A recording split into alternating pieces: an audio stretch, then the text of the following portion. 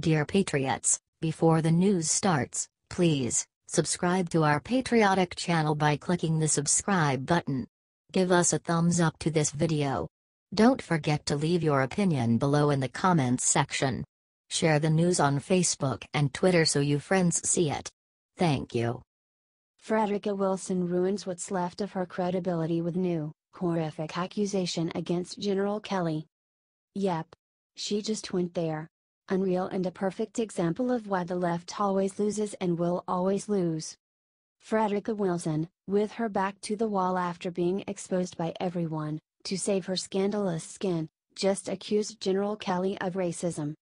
Look, the left when they are exposed as total frauds, like Wilson has been by Bill O'Reilly, Sarah Huckabee Sanders, and General Kelly, tend to go low and accuse everyone of some ism-racism, transgenderism, or whatever the ism of the day is. What they don't understand, and how they miss the story of the boy who cried wolf in 3rd grade, public education, is that when they make phony charges of serious offenses like racism, no one believed them the next time. Remember Al Sharpton and Tawana Brawley? I sure as heck still do.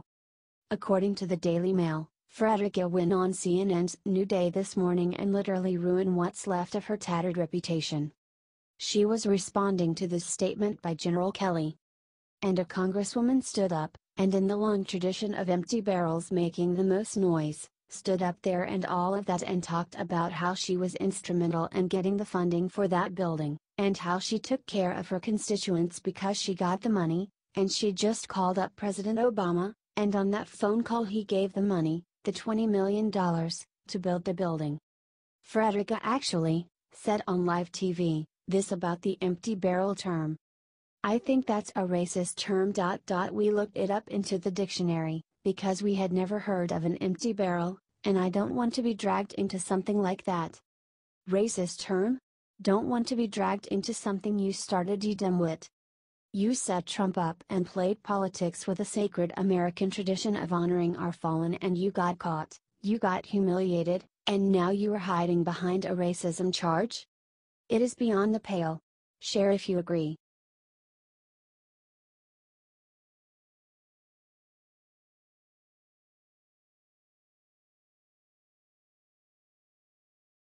This Goldstar widow just revealed what Trump told her that made everyone cry.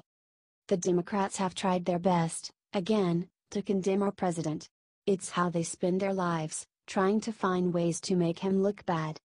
The latest is surrounding his attempt to offer condolences to the families of soldiers recently killed in Niger. But check this out, y'all. We've got to get this out. A Goldstar widow has shared her phone call with President Trump, saying, "He was a great guy. He was a boss."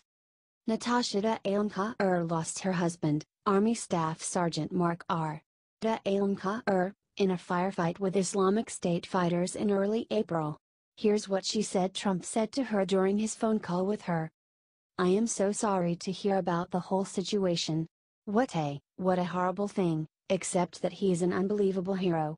You know, all of the people that served with him are saying how incredible he was." He went on, "Evarion tells me how great he was. He told her, he was the boss, he was their friend. They all loved him." Trump knew everything about her husband, about their 5 children. He put himself in her position. She says Trump took the time to really express his heartfelt condolences. What a tearjerk moment. If you are proud of our president and want people to know the truth, please get this shared and to let Trump's all the fake news about this story.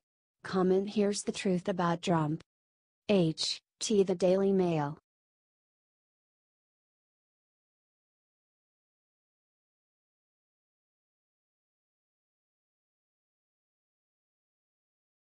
Trump knocks Chuck Schumer off high horse with brilliant move on tax cuts. This is big. For so many reasons. First, Chuck Schumer is done. Over.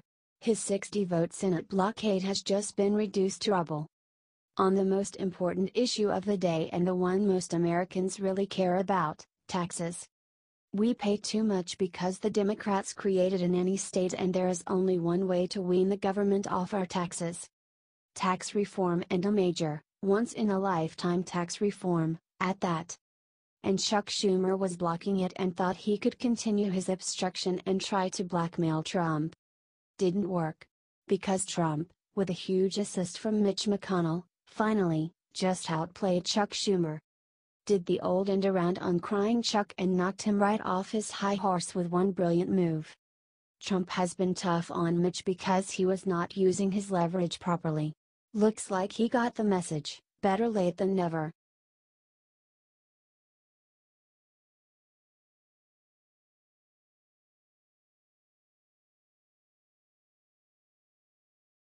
Joe Biden shames the hero who stopped the Texas church shooter for having a gun. Former Vice President Joe Biden was speaking on NBC about gun control when he was asked about the hero who used a gun to stop the Texas church killer. So with the tragedy that just happened in Texas, my question is, how do you justify the Democratic view on gun control when the shooter was stopped by a man who was legally licensed to carry a gun? Asked an audience member. Shockingly, Joe Biden went on to criticize the hero who saved everything for having a gun he shouldn't have. Well, first of all, the kind of gun being carried he shouldn't be carrying, started Biden. Assault weapons are. I wrote the last serious gun control law that was written and was law for 10 years, and it outlawed assault weapons and it outlawed weapons with magazines that had a whole lot of bullets, and so you can kill a whole lot of people a lot more quickly, said Biden. Stephen Williford, the man who saved everyone, described the experience. I kept hearing the shots, one after another, very rapid shots, just pop pop pop pop, and I knew every one of those shots represented someone, that it was aimed at someone, that they weren't just random shots, Williford said. He saw me and I saw him. I was standing behind a pickup truck for cover. I know I hit him. He got into his vehicle, and he fired another couple rounds through his side window. When the window dropped, I fired another round at him again, described Williford. And Biden wants this man's guns taken away?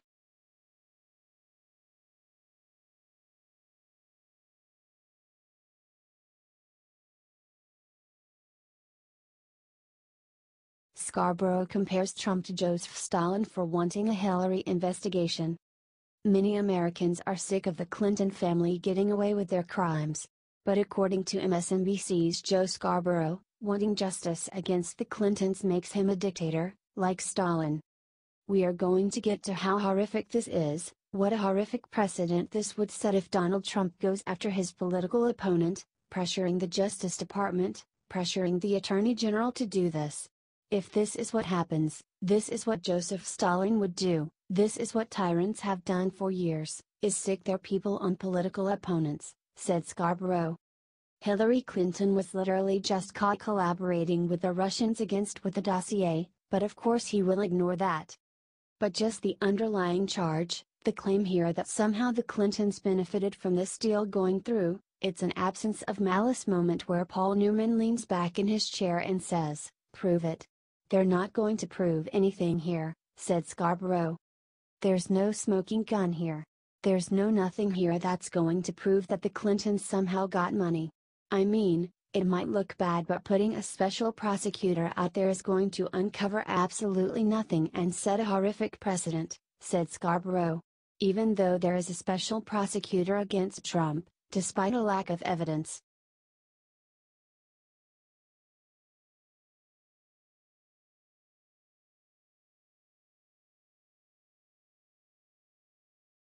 Krauthammer exposes when he will be back in beautiful message to his viewers.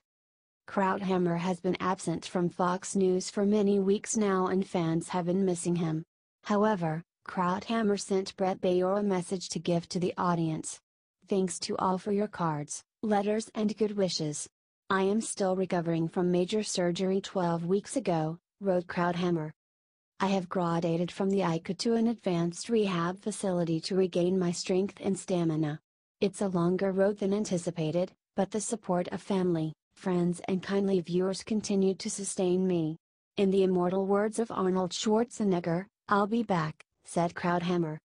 This isn't the first message that Krauthammer has given the viewers since he left. Charles had a pre-planned surgery his doctor said he needed. He expected a speedy recovery but ran into some complications post-surgery, explained Bayer back in October. He is still in the hospital, making slow steady progress in recovery.